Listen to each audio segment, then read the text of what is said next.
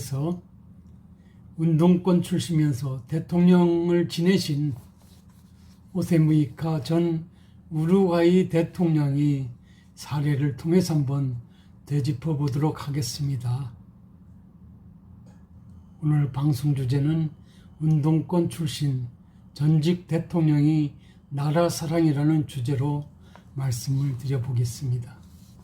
운동권 출신이자 세계에서 가장 가난한 대통령으로 불렸던 호세 무이카 전 우루과이 대통령 이야기가 되겠습니다.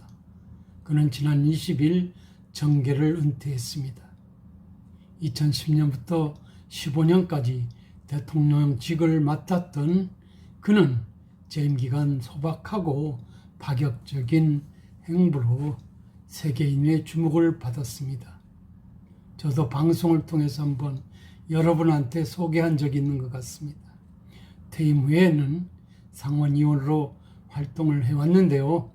최근에 고령에다가 코로나 사태가 겹침으로써 더 이상 활동하기 어렵다고 판단해서 스스로 정계를 은퇴한 것으로 알려져 있습니다.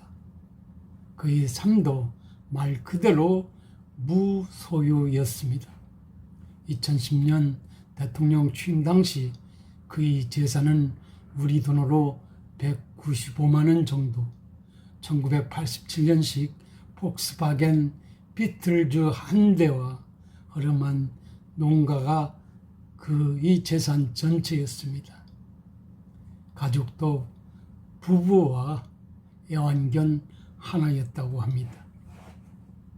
재임 기간 중에는 월급의 90%를 사회에 기부했고 관저는 노숙자에게, 별장은 시리아 난민 고아들에게 내주었습니다. 정작 대통령 자신은 쓰러져가는 시골 농가에 살며 낡은 차를 직접 몰아 출퇴근했습니다. 그는 대통령이 되기 전에도 재임 기간에도 퇴임 후에도 평범한 농부의 삶을 살았다고 합니다. 물은 우물에서 길어다 쓰고 빨래도 직접 했다고 합니다. 마당에는 무이카 부부가 가꾼 꽃과 화초가 무성했고요. 무이카는 대통령이 되어서도 자신이 프로필에 농부라고 적었다고 합니다. 이런 그를 전 세계는 세계에서 가장 가난한 대통령이라 불렀습니다. 하지만 정작 그는 그렇게 불리는 걸 좋아하지 않았다고 합니다. 나는 가난한 것이 아니라 절제하는 것일 뿐이더라고 했습니다. 1935년 그는 빈농의 아들로 태어나 어릴 때부터 생계전선에 뛰어들지 않을 수 없었습니다. 8살의 아버지를 여의고 가족과 함께 꽃을 팔아 근근히 생활을 이어갔습니다. 하지만 그의 운명은 1960년, 70년대 군사 독재 정권이 들어선 후 도시 게릴라 운동가로 변모하게 되었습니다. 1962년 도시 게릴라 조직에 합류해서 무장 반군이 됐었습니다. 경찰에 체포된 뒤에는 교도소 땅굴을 파 2번이나 탈옥수로, 또 37살에는 재차 투옥되어 14년간 감옥살이를 장기수로 알려져 있습니다. 석방된 뒤에는 정계에 투신 1994년 게릴라 출신의 첫 하원 의원으로 선출됐습니다. 그 이후 1999년 상원의원을 거쳐 2005년 농수축산부 장관을 지냈고요. 2009년 11월 대선에 나서 대통령으로 당선되었습니다. 무이카는 대통령 퇴임 후에도 상원의원으로 활동할 수 있었습니다. 대통령이 취임한 뒤에는 실용주의 정책으로 우리가의 정치, 경제 발전의 토대를 닦았다는 평가가 나오고 있는 것입니다. 극단적인 사례 중 하나가 마리화나 합법화였다고 합니다. 정부의 통제 안에서 경자 교통을 허용해 마약 범죄를 끌어내자는 취지에서 정책으로 채택을 했다고 합니다. 찬반이 극렬히 갈렸지만 그는 단호했다고 합니다. 어감만으로 좋은 결과를 얻기 힘들다는 주장을 내세웠습니다. 사회 취약계층을 위한 주택사업에 남몰래 거금을 기부한 일화도 유명합니다. 서민주택 사업이 정권 막바지까지 반대에 부딪히자 그는 재임 기간 내내 월급 일부를 사업에 내놨다고도 합니다. 물론 뒤늦게 밝혀지기도 했습니다마는 백성들을 설득했습니다. 내 월급을 보태서라도 서민주택 사업을 성공적으로 마무리하고 싶었다는 진솔한 고백은 국민이 마음을 움직였습니다. 또 총소득세 정책을 통한 조세 개혁은 빈곤의 감소와 성장률 제고로 이어졌습니다. 당시 유럽발 경제 위기에도 우루과이는 매년 평균 5.7%의 경제 성장률을 기록했습니다. 여기에 다양성을 인정하고 자치를 존중하는 정책으로 국민이 책임감 있는 자유를 보장했습니다. 그의 퇴임 직후 지지율은 65%였습니다. 취임 직후 지지율이 52%를 뛰어넘은 것이었습니다. 무이카의 매력은 탈권위적이기 때문입니다. 은퇴 연설도 마찬가지입니다. 그는 수십 년간 내 정원의 중원은 심지 않았다고 했습니다. 중원은 어리석은 짓이다. 인생의 큰 교훈이었다고 말했습니다. 인생에서 성공은 승리가 아니라 넘어질 때마다 일어나 다시 시작하는 것이라는 젊은이들을 향한 조언도 잊지 않았다고 합니다. 그렇다면 우리나라 대통령 중 소위 민주화 이후에 치세를 떨친 김영삼, 김대중, 노무현, 이명박, 박근혜 대통령들은 어떤가요? 그리고 현직 대통령은 어떤가요? 역대 대통령들이 치세에 크게 드러나 있지 않을 뿐만 아니라 재임 중 구설수로 비정상의 극치를 보여주었던 사례들도 역사적으로 드러나 있습니다. 가난한 대통령은 없었습니다.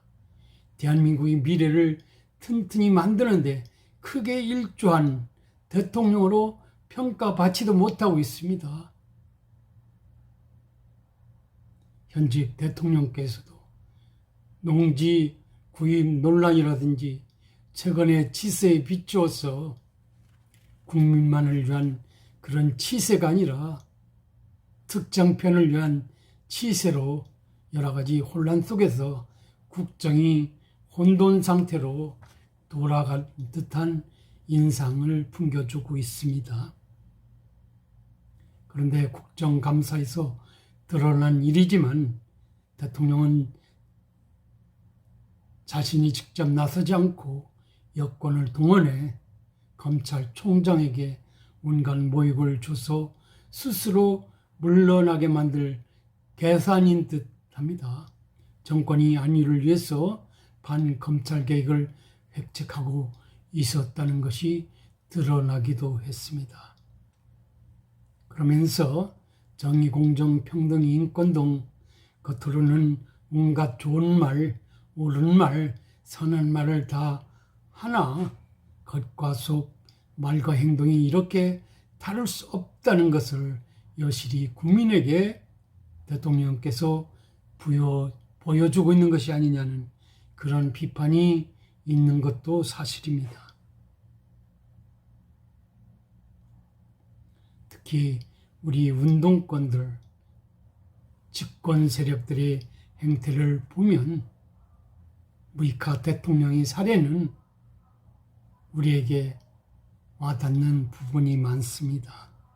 최근에 논란이 되고 있는 사건들을 들여다보면 이들이 관련성이 크게 부각되고 있을 뿐만 아니라 국민의 안위와 행복, 미래 세대를 위한 대한민국의 발전을 위한 비전 제시에는 등한시하면서도 자신들이 영달에 안달이 나 있는 듯합니다. 최근 라임 사태니 옵티머스 사태는 이들이 실체를 드러내 보이는 역사적 사건들이라는 점에서도 더욱 그런 감을 지울 수 없습니다. 한마디로 우리 정치권을 새삼 뒤돌아보게 합니다. 국민을 위한 운동권 출신이 되기를 아예 포기하고 자신들이 보신을 위한, 영달을 위한, 자신들의 가족의 어떤 특혜를 위한 민주화 운동에 대가다 희생했다 하는, 그러므로 그 대가를 요구하고 있는 그런 사례들이 여기저기서 드러나고 있다는 것입니다. 여러 특혜들이 최근 언론을 통해서 부쩍 드러나고 있다는 것입니다. 119명의 운동권 출신 자제들이 특례대학 입학 소식도 들리고 있습니다. 옵티머스 사건 등 농간층 금융사건 소식도 들리고 있습니다.